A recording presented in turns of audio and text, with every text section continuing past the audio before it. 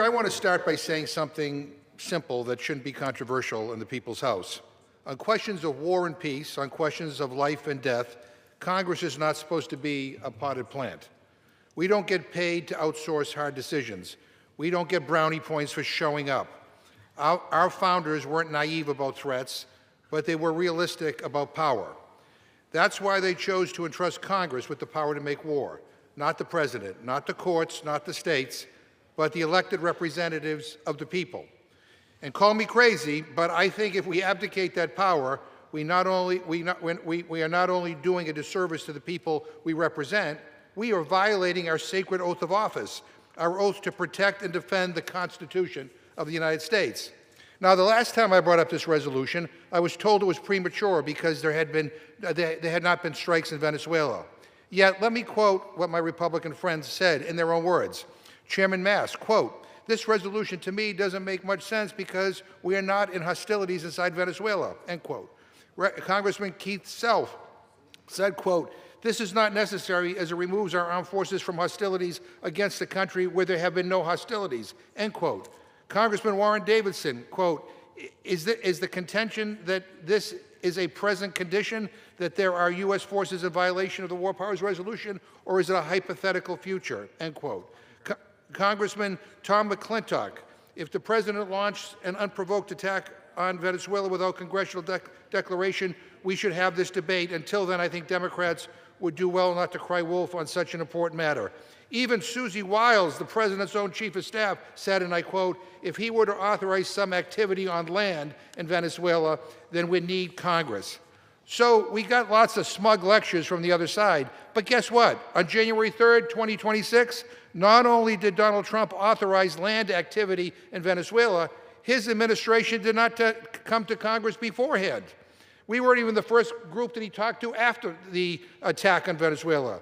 And I guess the best we can get from the current majority here is that there's never a good time for Congress to assert its war powers. It's either too soon or it's too late. Well, I don't think it's too late because we're still dealing with the consequences of this unauthorized, unlawful military strike. Nicolas Maduro, a brutal tyrant, was removed from power, and the Trump administration replaced Maduro with his own damn vice president. I mean, is that the big victory that my friends think we should be celebrating? Meet the new boss, same as the old boss? They left in power the same illegitimate regime that rules through oppression, fraud, and violence. They left in control the same security apparatus that violates people's rights. They preserved the same corrupt cartel state. Am I missing something here? Because from what I can tell, the President put our troops in harm's way without congressional consent, all so that he could replace one dictator with another dictator. Everything is the same except the face at the podium. And now the President says he's the one running Venezuela. I don't even know what the hell that means. He says we control the oil. What happens if the Venezuelan people don't want that? Will he send troops into Venezuela? What is the clearly defined mission here? I don't know what it is. I mean, look what's happened since he claimed he's in charge. Repression has gotten worse. Security forces are interrogating people at checkpoints, confiscating phones, detaining journalists. Again, I ask, what was this all about? And if we don't know what, and we don't know what will happen next, shouldn't we all agree, whether you support Trump's actions or oppose them, that we should have a debate on this stuff? That we should authorize an expansion of military forces if that's what's in the future, that should be a debate, we should have a vote on it. That's all we're asking here. But this is crazy. We can't be asleep at the switch. I mean, no oversight, no hearings, no votes, just blind obedience to the executive. That's not the way this place is supposed to run. So if my colleagues respect this institution, the House of Representatives, they will vote yes to stop this madness from going any further than it already has. We ought to vote on these issues, and with that, I reserve. The gentleman reserves. The chair recognizes the gentleman from Florida. Mr. Speaker, yield myself as much time as I may consume. Neither of my colleagues bothered to say anything about what their bill they're bringing forward actually does. They didn't say a word about it. So let's quote their own bill for them, since they clearly don't want to talk about it. They want to remove U.S. forces from hostilities in Venezuela. That is what the bill says. Anybody can go read it, black ink, white paper. So let's get straight to the point. The U.S. is not at war with Venezuela.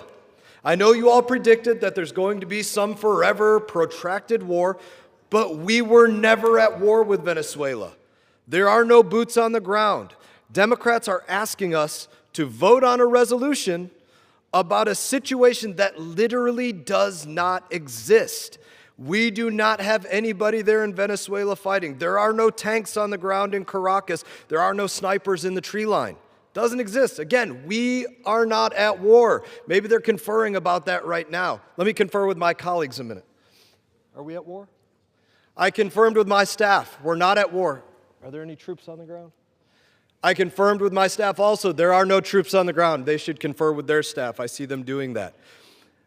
Your Senate Democrat colleagues, they tried to bring this exact same resolution to the floor of the Senate, but even the Senate was smart enough to pull it because they didn't want to be embarrassed.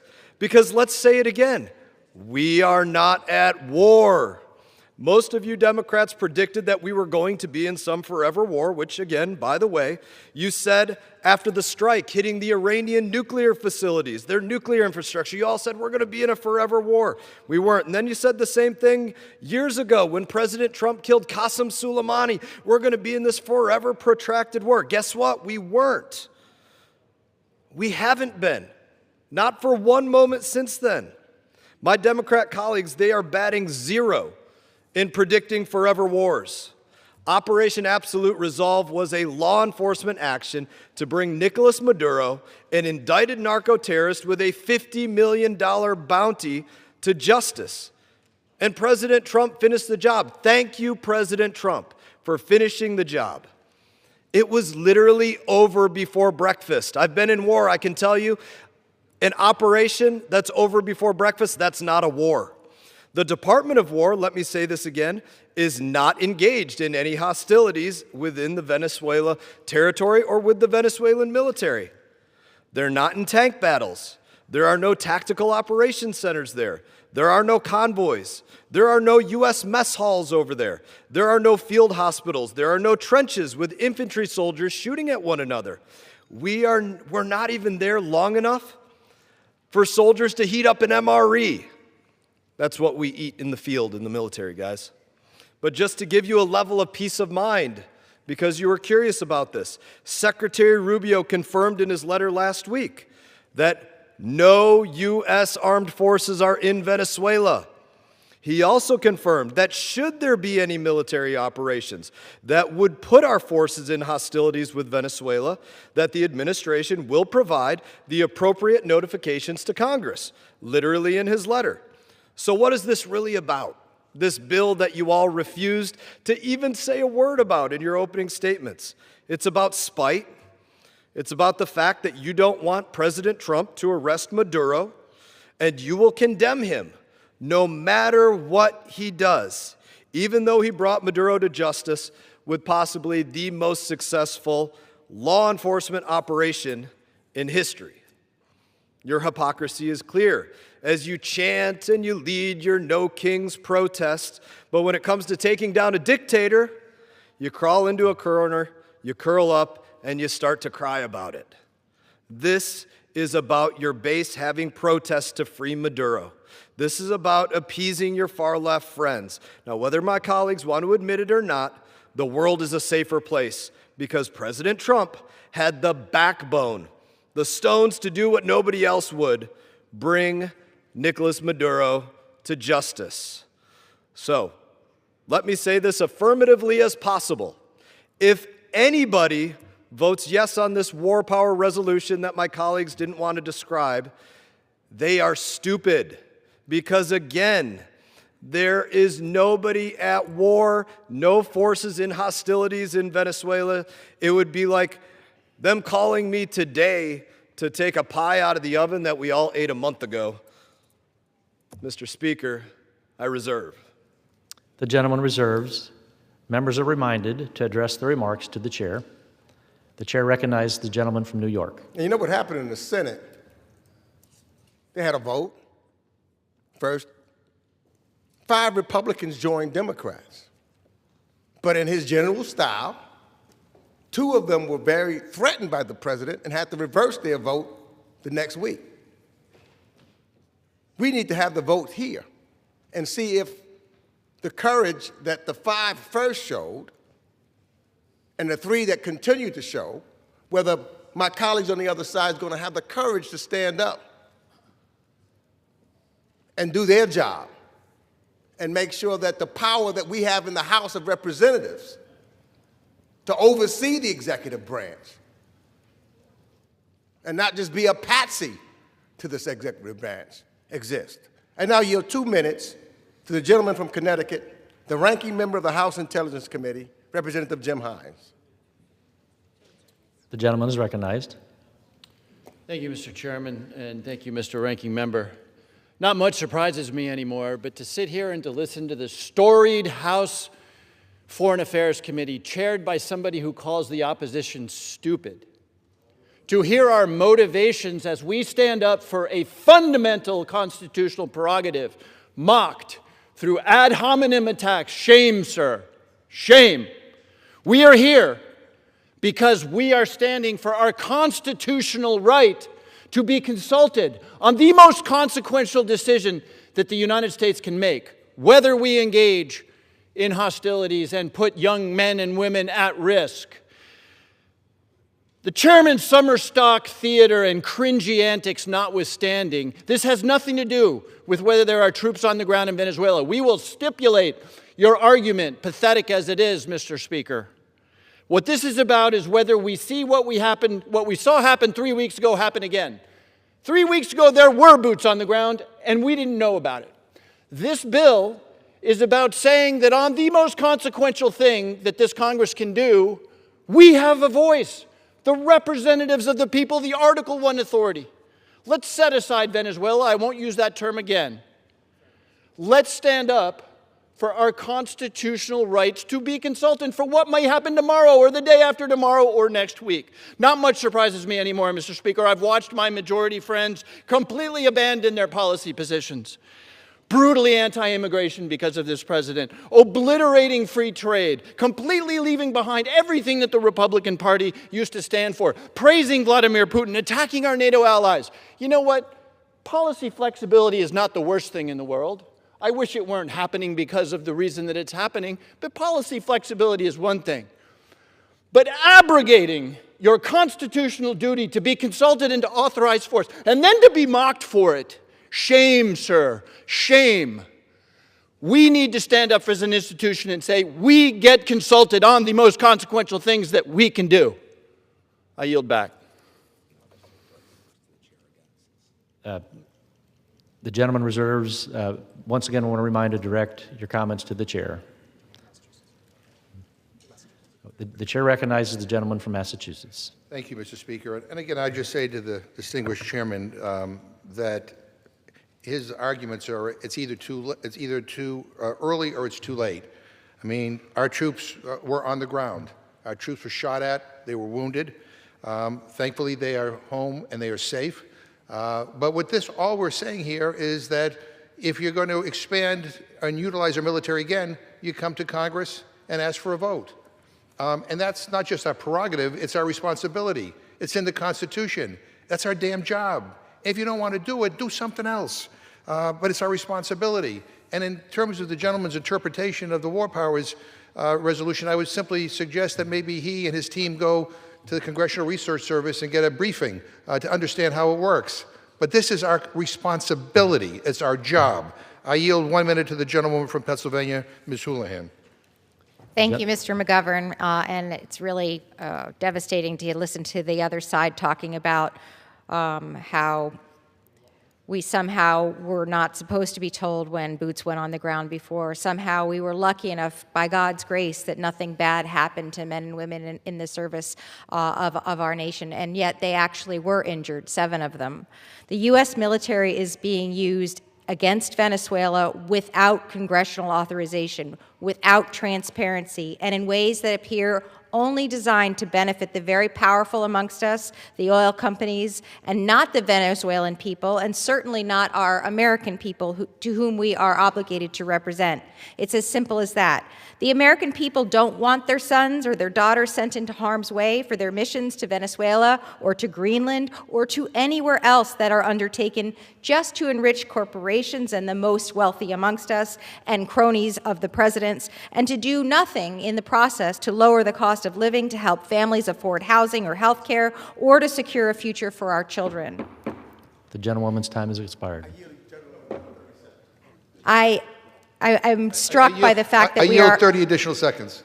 I am struck by the fact that we are in a place where we have maligned others in the past for brutish isolationism, for colonial instincts that we have long condemned in our own adversaries. I urge my colleagues on both sides of this aisle to vote yes, to do our jobs so that we may reaffirm our authority and rein in reckless action. Thank you, and I yield back. The chair recognizes the gentleman from Florida. Thank you, Mr. Speaker. Before I yield to my friend, I would just say this will probably be the only apology they get out of me today. I apologize for talking about the bill and the text of the bill that they still refuse to talk about. They're not willing to do that. Mr. Speaker, I'm pleased to yield 2 minutes to the gentleman from Arkansas, Chairman of the Intelligence Committee, Mr. Crawford. Actually, I yield him as much time as he shall use. The gentleman is recognized. I thank Chairman Mast for yielding and for his leadership on this critical issue. Mr. Speaker, make no mistake about it, we are not at war with Venezuela. Nicolas Maduro is a murderer, an autocrat, a narco-terrorist, a thug who has oppressed his own people, stolen elections, and turned a once prosperous and free country into a desperate nation that millions have fled. And most importantly, as for the action the United States took against him on January 3rd, he is a criminal, an indicted fugitive from U.S. justice. My colleagues on the other side of the aisle have demanded Maduro's removal for years. After the stolen 24 election, the fraudulent 18 election, and the Constituent Assembly power grab in 2017. In fact, H-Res 1409 of the 118th Congress is a Democrat-sponsored resolution with the unambiguous title of, quote, standing in solidarity with the Venezuelan people and condemning Nicolas Maduro's attempt to steal the Venezuelan presidential election. Or here's another Democratic hit. H.R. 8741 of the 118th Congress, pointing to the threat to our homeland, defining Maduro as a person of concern who has engaged in, quote, a long-term pattern or serious instances of activity adverse to the national security of the United States, the security of critical infrastructure of the United States, or the safety and security of United States persons. And who can forget Democrat-sponsored H.R. 5670 of the 118th Congress that succinctly called for, quote, an end to the usurpation of presidential authorities by Nicolas Maduro. Instead of celebrating President Trump's historic leadership on this issue and the unmatched operational excellence of the United States military, law enforcement officers, and intelligence community in carrying out this historic and heroic effort, House Democrats are once again putting politics before protecting the American people. Mr. Speaker, this hypocrisy is evident in the message coming from congressional Democrats. Earlier this month, Chuck Schumer stated that President Trump, quote, seems content to drag our country into an endless war with no plan, no transparency, and nothing but wishful thinking, end quote. Nothing could be further from the truth. Operation Absolute Resolve was a masterfully, meticulously planned law enforcement operation supported by the U.S. military. I don't know how much clearer we must be with our colleagues on the other side of the aisle, but the U.S. is not at war with Venezuela. None of the actions taken by the Trump administration to execute an arrest warrant on a criminal constitute war. The Trump administration has briefed both chambers of Congress in detail on the operation to bring Maduro to justice, an action that Democrats in this chamber would have celebrated had it been carried out by the feckless and failed Biden administration. Additionally, Secretary Rubio confirmed again to Congress on January 14th that there are currently no U.S. troops in Venezuela and that the introduction of U.S. armed forces into future hostilities will be undertaken consistent with notifications of the War Powers Resolution if required. Mr. Speaker, the hypocrisy of House Democrats is palpable this afternoon in this chamber. I urge each of my colleagues to vote down this deeply flawed resolution and instead thank President Trump for continuing to take historic action to place the safety of American people first. I thank Chairman Mast for his partnership and leadership and yield the balance of my time. I reserve. Gentleman reserves. The chair recognizes the gentleman from New York. The last time we were here, the chairman was talking about it was all about drugs. Yet today I have not heard anything about drugs. The president said it was about drugs. That was the imminent threat to the United States, allegedly. We don't hear anything about drugs. We don't hear anything about democracy. All we hear about is oil and taking those resources. Fact of the matter is, they talk about we're not at war. I know that aircraft carrier is still sitting right there where we led the attack before, where the attack took place. I know there's a blockade taking place right now. So our military is still right off the shore of Venezuela. And I know that we want to make sure that we take care of our responsibility as members of the House of Representatives and have the oversight and say to the president, should he decide to strike again, come to the Congress first. With that, I yield 1 minute to the gentleman from Pennsylvania, Representative Chris DeLuzio. Thank the gentleman from New York, Mr. Speaker, and to respond to the notion of hypocrisy that we should rely on the Secretary of State's notification when required. We were not notified. The Congress did not receive notification or ask for authorization before Americans were sent to fight and to bleed in Venezuela. 7 Americans were wounded in that military operation. There is a functional blockade of Venezuelan oil. As others have pointed out here, Mr. Speaker, an aircraft carrier strike group sits nearby, poised to again send Americans into Venezuela should the president order them. And let's talk about hypocrisy. In the 118th Congress, this body voted on 2 war powers resolutions to remove Americans from hostilities that had not been authorized by the Congress. And in those 2 votes, 52 Republicans and 47 Republicans, respectively, thought that Congress ought to have a say about our war powers. And what's changed? The party of the occupant of the White House. Be consistent, Mr. Speaker. Support this resolution. I yield back. The chair recognizes the gentleman from Massachusetts. Mr. Speaker, the gentleman keeps talking about the bill, and here it is here. I did talk about the bill, and let's talk about the bill again. I have it right here. It's 2 pages. The way the bill is written is to comply with the War Powers Act. The bill would simply prevent further escalation. If you're watching at home, read it yourself, H. Conrad 68. And the reason we think we need to do that is because the administration already did not get permission before escalating the first time. And by the chairman's logic, the only time we can ever have a vote is if there are physically boots on the ground. That just is logically insane. It doesn't comport with the way the War Powers Act is written. By his logic, the president should be able to launch a preemptive nuclear war without congressional authorization. I mean, that's nuts. I now yield 1.5 minutes to the gentleman from New York, Mr. Ryan. I thank the gentleman.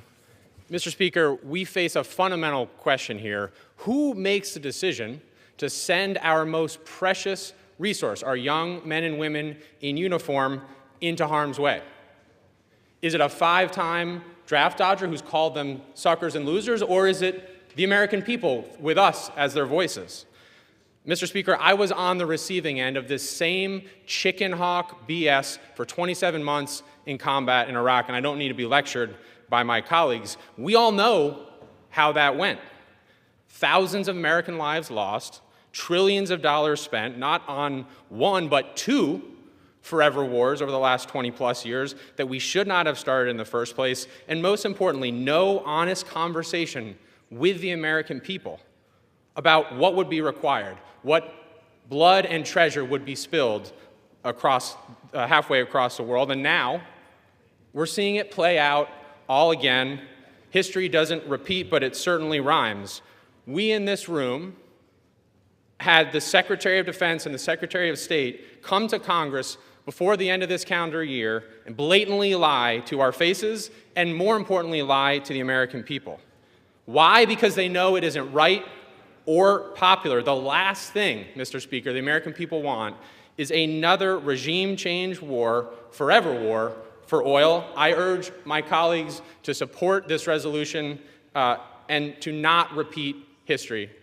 Yield back to the gentleman. The chair recognizes the gentleman from Florida. Mr. Speaker, there it was again, a forever war. President Trump has never brought America into a forever war. Any operation he's conducted pretty much done before breakfast, just like Venezuela. I think my Democrat colleagues can't wrap their head around that something can be about more than one thing at a time. It can be about Maduro and his lawlessness. It can be about drugs. It can be about the people of Venezuela. It can also be about making sure sanctioned oil doesn't flow around the globe. It can be about more than one thing. I'm proud to yield 2 minutes to the gentleman from Florida, my friend, Mr. Mario Diaz-Balart. The gentleman is recognized. Thank you, Mr. Speaker. You know, here we go again. As Chairman Massa said, there are no troops in Venezuela. Look, the only purpose of this resolution, let's be clear, is to stop the counter of narco-terrorism and drug traffickers in this hemisphere. And I know that somebody in the radical left are upset that Maduro, the head of the Cartel de los Soles, was picked up and brought to New York to stand trial. These narco-terrorists are responsible for the death of thousands of Americans every single year because of drugs. So every time the U.S. eliminates one of these drug boats, it actually saves American lives. And let's talk about what is actually going on. While there are no U.S. troops, the men and women of the armed forces, what they're doing, they've struck 35 drug boats, smuggling drugs that kill Americans. They've seized 7 oil tankers attempting to evade sanctions. So it's very simple. Let's not protect those drug dealers, those cartels. Let's protect the American people. The way to do that is to vote no on this resolution. Thank you, Mr. Chairman. I reserve. Mr. Speaker. Again, my Democrat colleagues are not speaking about the words of the bill, the basic grammar. It says remove forces from hostilities. There's no forces in Venezuela. They can't just make up words. I know they like to do that. They like to say plural pronouns can be used on one person and things like that, but they can't just make up grammar. Write the bill right if you want to do it. I reserve the balance of my time. The gentleman reserves. The chair recognizes the gentleman from New York. Mr. Speaker, I'm proud to yield 5 minutes to an individual who has truly been fighting for democracy for the Venezuelan people, who want them to have the right to vote. An individual who have stood and trying to keep their TPS status so they're not forced back into the regime of Maduro. The gentlewoman from Florida, Debbie Wasserman Schultz. The gentlewoman is recognized. Thank you, Mr. Speaker, and I thank the gentleman, the ranking member, for yielding. I rise in support of this resolution because I simply do not trust this president to truly prioritize democracy and the will of the Venezuelan people. I represent one of the largest Venezuelan communities in the country. Many of my constituents fled brutal repression under Chavez and Maduro. Most of them were glad to see Maduro captured and face justice, and so was I. Maduro is a murderous criminal who tortured, imprisoned, impoverished, and oppressed his people. He stole elections, jailed his opponents, drained his nation's wealth, and unleashed the largest peacetime refugee crisis in history. 8 million Venezuelans driven into exile. I was glad to see Maduro held accountable, and this resolution, as my colleague who just spoke, Mr. Diaz-Balart, would clearly know, would not preclude operations like the one that arrested him, especially if the administration finally does what they should have already done.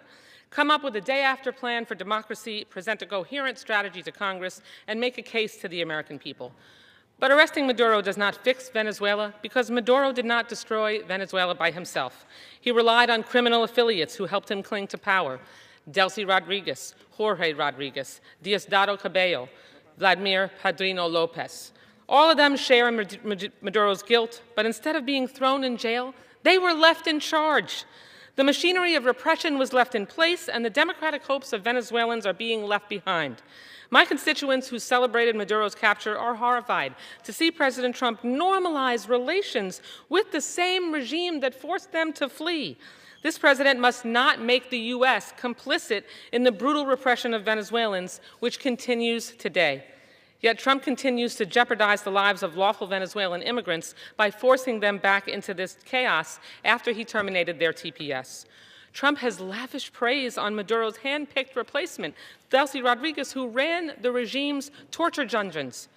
Meanwhile, he's dismissed and demeaned Venezuela's democratic leaders like Maria Corina Machado and President-elect Edmundo Gonzalez. In fact, President Trump hasn't said one word about seeking democracy or human rights in Venezuela.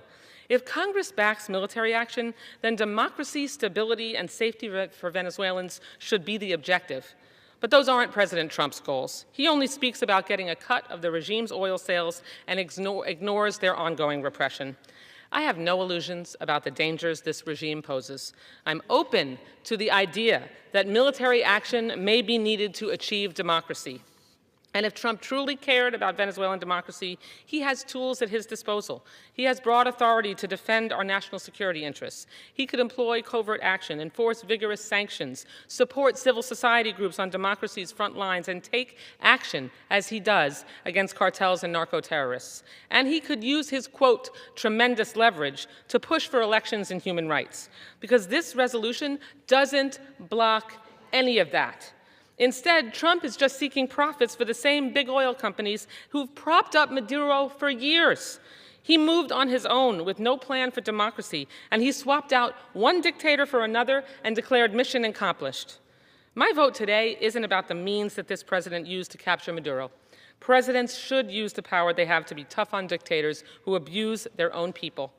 But given his utter disdain for democracy and his callous disregard for the chaos and violence to which law-abiding Venezuelans are being deported, I simply cannot give this president a blank check to put troops on the ground.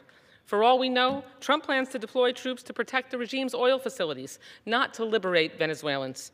I've known Maria Corina Machado for years, but this week I was finally able to meet her in person for the first time. She's remarkable, inspiring, and I have total faith in her selfless dedication to bring Venezuela out of darkness. More importantly, Venezuelans have faith in her. When we spoke, she discussed the essential momentum the democracy movement needs and the danger of allowing this lingering dictatorship to reinforce its grip on power. She told us conditions on the ground are dire, that we cannot allow the regime and the military militias to strengthen their hold on power. Maria Corina has a vision to resurrect Venezuela, and there is a U.S. role to see it through. That's why it's so disturbing that her White House meeting ended with no firm commitments, no timeline for elections, and no guarantees from President Trump. Instead of opening a pathway to democracy, this president is focused on opening offshore accounts to hoard Venezuelan oil money. So I support this resolution because of my faith in Maria Corina Machado, not in spite of it. It is rooted in my ongoing commitment to standing resolutely with Venezuelans to demand an end to this illegal regime. It is aligned with my belief that a transition to democracy led by Maria Corina Machado and Edmundo Gonzalez must take place. I hope I'm wrong about the president's motivations. Can I have an additional 30 seconds? I hope I'm wrong about the president's motivations, and he brings Congress a real strategy to transition Venezuela to democracy. I hope he was moved by Maria Corina Machado's vision, and not just her Nobel Prize. But I'm a show-me person, not a tell-me person, and so far, President Trump has shown that he's more concerned with seizing Venezuela's oil than freeing Venezuelans from dictatorship. Hasta al final. Thank you, and I yield back the balance of my time. The gentlelady reserves. The chair now recognizes the gentleman from Massachusetts. Mr. Speaker, I yield 2 minutes to the gentleman from Texas, Mr. Castro. The gentleman is recognized. Mr. Speaker, the President of the United States is now running Venezuela from Washington. On January 3rd, the President ordered a military operation to capture Nicolas Maduro and install the President's hand-picked successor, Delcy Rodriguez, as the interim President. President Trump went to war, removed a leader, and established a puppet government. The President executed this transition when the most popular opposition leader, Nobel Prize winner Maria Corina Machado, was out of the country. If he wanted to, the President could help her return to Venezuela. It's telling that he is not. Article 1 of the Constitution of the United States makes it clear that Congress has the sole authority to declare war. The President, in taking these actions without our consent, has trampled on the separation of powers and taken the American people into yet another war that they do not want and cannot afford. And people are wondering, they're asking, what was it for? Was it to remove the socialists? No, the socialists are still in power. Delcy Rodriguez is a true believer in the same ideology and party that Hugo Chavez and Nicolas Maduro championed. Was it to remove drug dealers in the hemisphere? No. The same Venezuelan government that he says is dealing drugs are still in charge because of him. So clearly, this is not about socialists and it's not about drugs. Donald Trump has said that this is about oil and enriching multi-billion-dollar companies over the will of the American people. Congress, unfortunately, has not stood up to his despotic actions. He's not listening to Congress or to the American people. He's threatened military action against Greenland, Colombia, Cuba, Mexico, and Panama. And he's threatened to keep sidestepping Congress if you will let him. At a time when Americans are struggling to pay for rent, groceries, and child care, they don't want us to spend billions in Venezuela. They would rather we spend that money here. But somebody is getting rich. Donald Trump, can I get 30 more seconds? I yield 30 additional seconds. Donald Trump has set up offshore bank accounts in Qatar outside the U.S. system, and only he knows where the money is going. There is a $500 million slush fund that the president is controlling right now. You're not going to benefit from that. Now, I ask my colleagues who have not joined us, how long will you stand by and be on the sidelines of the most consequential decision a country can make, to go to war? Are we a Congress or are we cowards? Will you stand up for the American people and do what's right? The gentleman's time has I expired. yield back. The gentleman yields. The chair recognizes the gentleman from Florida. It's always laughable arguments when they try to say the president is enriching himself. Just as one example, in this case, you don't see him collecting a $50 million bounty for bringing in Nicolas Maduro, a bounty that the previous administration agreed with because he's never in it for the money. He's in it for America every single time. I would encourage them, talk to their colleague, Ms. Wasserman Schultz. Ask her if things are better or worse for Venezuelans today than they were under Maduro. In that, I'm going to yield 2 minutes to another gentleman from Florida, Mr. Fine. The gentleman is recognized. Thank you, Mr. Speaker, and thank you, Mr. Chairman, for the time. My friend, the chairman, referred to stupidity in debating this bill. I'd like to talk about hypocrisy and illiteracy. 10 days before Joe Biden left office, he raised the bounty on Nicolas Maduro to $25 million. Now, I don't know if my Democrat colleagues thought he would go, wow, $25 million. Maybe I should just turn myself in. But I'd like to believe that when they put that bounty out there, they actually believed he should be removed from office. There's an old Twitter post from President Biden that said, quote, Trump talks tough on Venezuela, but admires thugs and dictators like Nicolas Maduro, end quote. Well, guess what, Mr. Speaker? I think President Trump showed in actions, not words, that he was determined to remove a drug lord. And that is what Nicolas Maduro was from power. You know, the president doesn't have to let us know every time they go and arrest somebody who's broken the law. That's exactly what happened here. But now I want to talk about illiteracy. My friend, the chairman's talk about people not understanding what's in the bill. And before I got to Congress, I used to complain about really long bills that no one read before they voted on them. Well, this one's 6 lines long. And it doesn't talk about things like my colleague spoke about, like escalation. This bill deals with escalation. That's not what it does. It's 6 lines, and 2 of them say this. Congress hereby directs the president to remove United States armed forces from Venezuela. There aren't any there.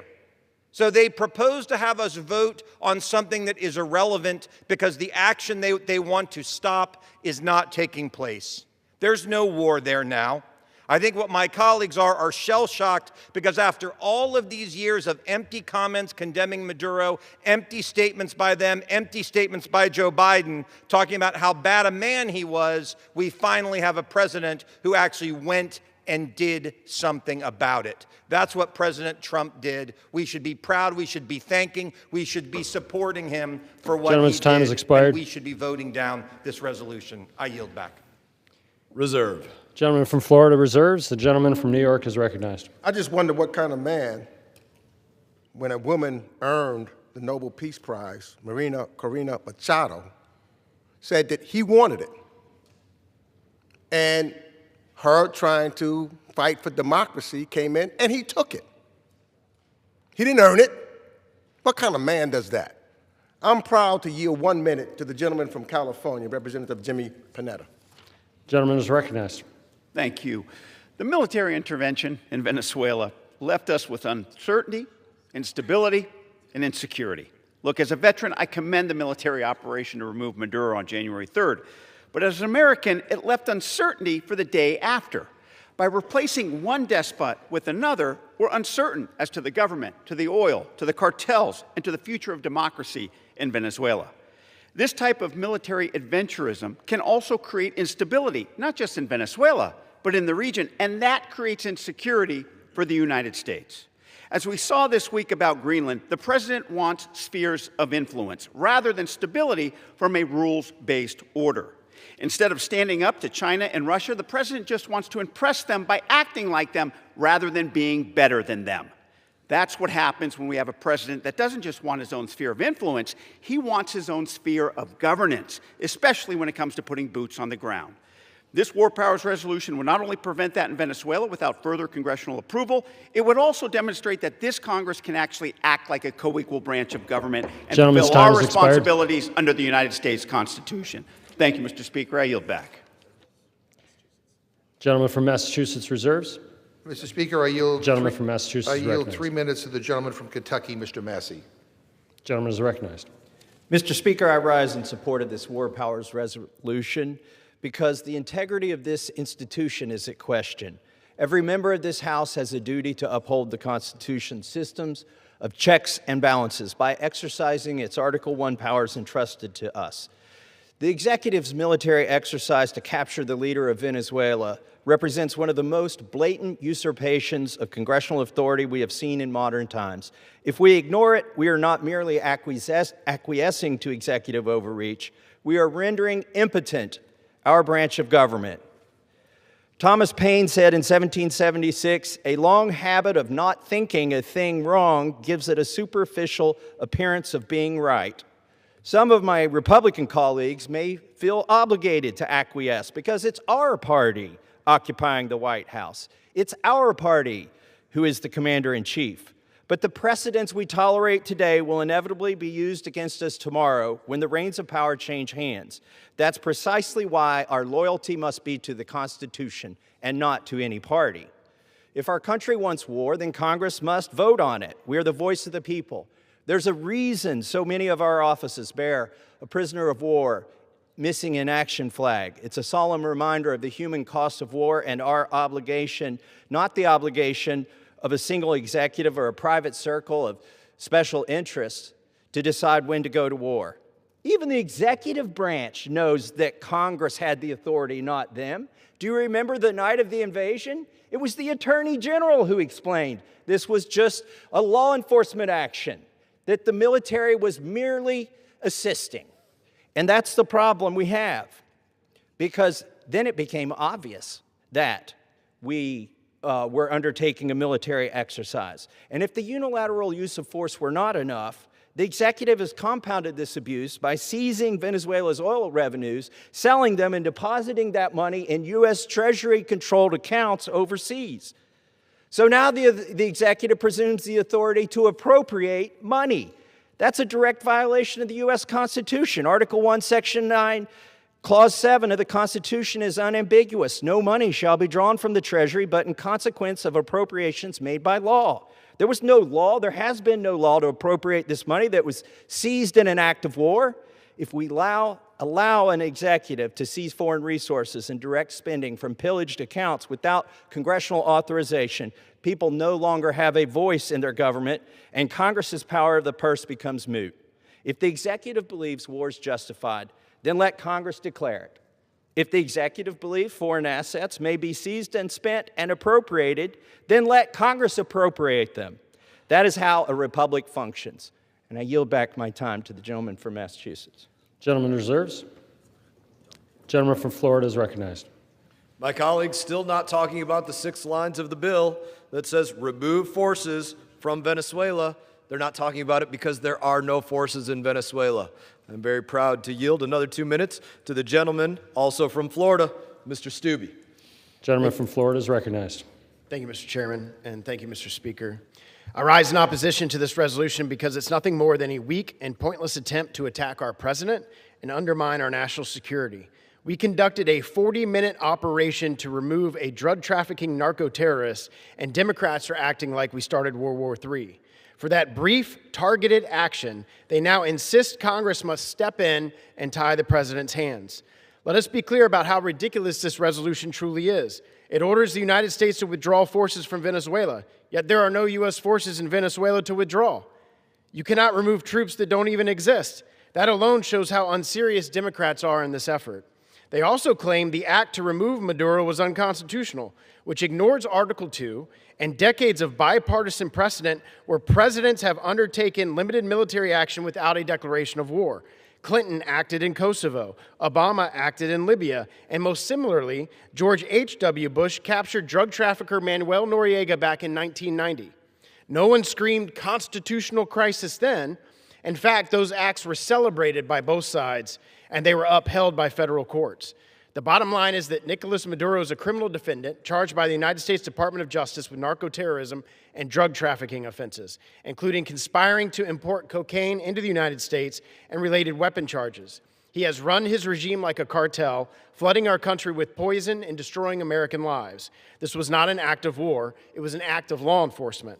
This resolution does nothing to protect the Constitution, nothing to make America safer, and nothing to stop the drugs killing our communities. It should be rejected. I yield back. Reserve. Gentleman from Florida reserves. The gentleman from New York is recognized. Reserve. Gentleman from New York reserves. The gentleman from Massachusetts is Mr. recognized. Speaker, I yield 1.5 minutes to the gentleman from Texas, Mr. Doggett. Gentleman from Texas is recognized.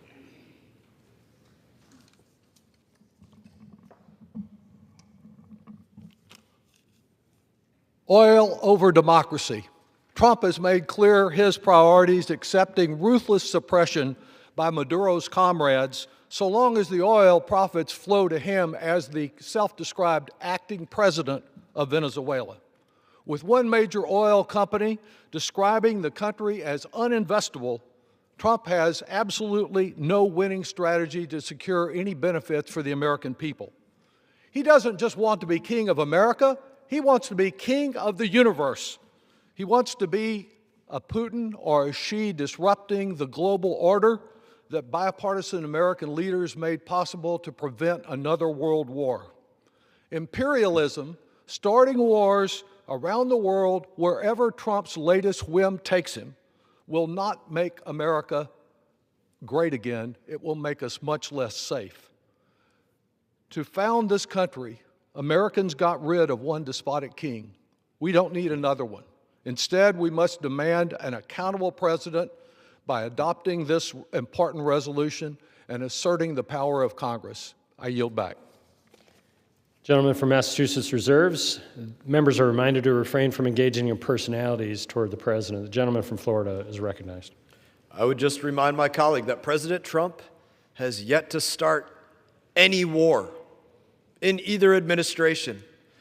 His fight every day is protect the American homeland, protect the people of the United States of America, and he's done a damn good job. I reserve. Gentleman from Florida reserves. The gentleman from New York is recognized. I'm no further. I reserve. I'm ready to close whenever. Gentleman from New York reserves. Gentleman from Massachusetts is recognized. Same here, Mr. Speaker. Gentleman from Massachusetts reserves. So I'm recognized. I go first, right? Gentleman from Massachusetts is recognized for closure. Thank you. Mr. Speaker, I have still not gotten an answer to the only question that matters today. You know, why did we strike Venezuela, spending taxpayer money and putting American troops in harm's way to replace Maduro with his own vice president? I mean, someone who was an illegitimate ruler who was just as ruthless and evil as Maduro. I don't know why we did that. What was the point? Not a single one of my colleagues can answer that question because they have no answer. They know, but they know voting for this bill is right. And if people want to put our troops in harm's way, if they genuinely believe more military action may be necessary in the future, if that's what you believe, whether to defend oil fields or to do something else, then you should come. You shouldn't just pound the damn lectern and wave the flag. You need to come before this entire chamber and move a bill to authorize the use of military force. My friends should have the guts and the backbone to put up an authorization for the use of military force on the floor. Spell out the mission. Spell out the objectives. Tell the American people how long it lasts, what it costs, why it matters, and how we get a legitimate democratic government in Venezuela. I mean, have the guts to vote. That's all this bill is requiring. But don't give me this BS about how, oh, before the strikes it was premature to vote and now it's too late. I've seen this movie before, Mr. Speaker. It always starts with the White House telling us it'll be quick, it'll be clean, it'll be over in a matter of days, and then months later, years later, you get troops deployed, you get kids coming home in caskets, and you get taxpayers paying for endless quagmires that never end. And the same people are here on the floor telling us we're premature or crying wolf are suddenly nowhere to be found. I mean, that's the truth, Mr. Speaker. Wars are easy to start, but they're hard as hell to stop. And this resolution ought to pass, no matter what you believe about further military involvement in Venezuela. And what it says plainly is that if the president is contemplating further military action, then he has a moral and a constitutional obligation to come here and get our approval. The people we represent did not send us here to be potted plants while the White House sleepwalks us into another mess. If this administration wants to escalate, make this case to the American people. Get consent through their elected representatives. Follow the Constitution. And let me tell you what I think. I think this was all so that Donald Trump could get a good headline. I think it was so he could distract from the lousy economy and the fact that he's still covering up the Epstein files. And I think it's about theft, because the oil being taken from the people of Venezuela is being sold off and used to finance a slush fund in Qatar controlled by, you guess it, Donald Trump. But I don't think I've ever seen such a brazen example of corruption in my life. The President of the United States put American troops in harm's way so he could steal oil from Venezuela and deposit it into his own pocket. I think it's a disgraceful thing to do. It is time for my colleagues on both sides of the aisle to grow a spine, obey their oath, and do their damn jobs. You should vote yes on this resolution, whether you support President Trump's actions or you disagree with them. All this says is simply that if he wants to expand military operations, he has to come to Congress. It is that simple. It is not complicated. This is about the Constitution. This is about our oath. This is about representing the people who sent us here. I mean, to do anything less is a dereliction of our duty. I can't even believe that this is controversial. The idea that somehow we don't want to vote on whether to authorize the use of military force, whether it's in Venezuela or anywhere else. What is wrong with my colleagues who think this is such a big leap, that this is somehow not justified? Read the Constitution.